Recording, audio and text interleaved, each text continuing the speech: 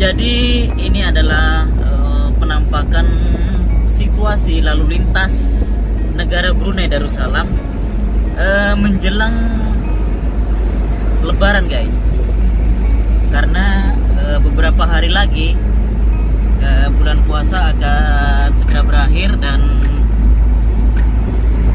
hari raya akan segera tiba nih, guys. Jadi kita hanya menghitung hari, tinggal beberapa hari lagi.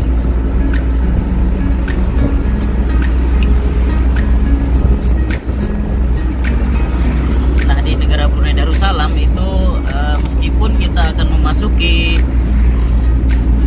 hari raya Idul Fitri, jalanan tetap sepi.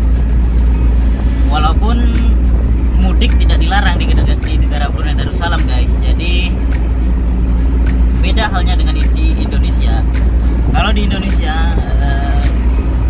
ya namanya mudik atau pulang kampung itu kan sudah biasa dilakukan oleh orang-orang Indonesia.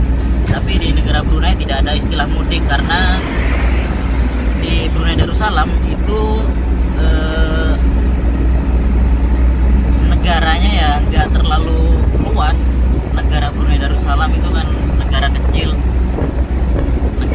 tapi maju.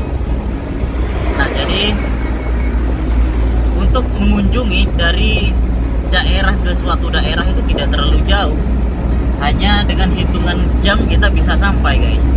Nah, beda halnya dengan di Indonesia. Kalau di Indonesia kan, Indonesia adalah negara yang sangat luas,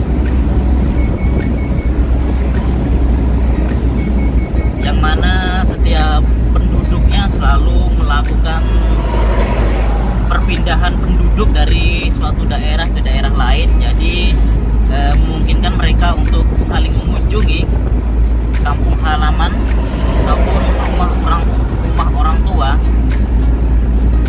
ketika akan menjelang hari raya.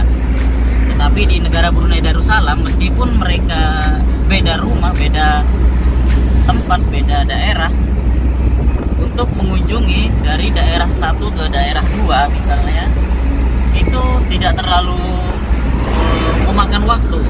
Bahkan dalam hitungan jam,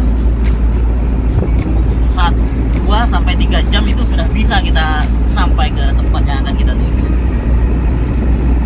Karena di negara Brunei Darussalam untuk mencapai ujung ke ujung itu tidak terlalu jauh jaraknya.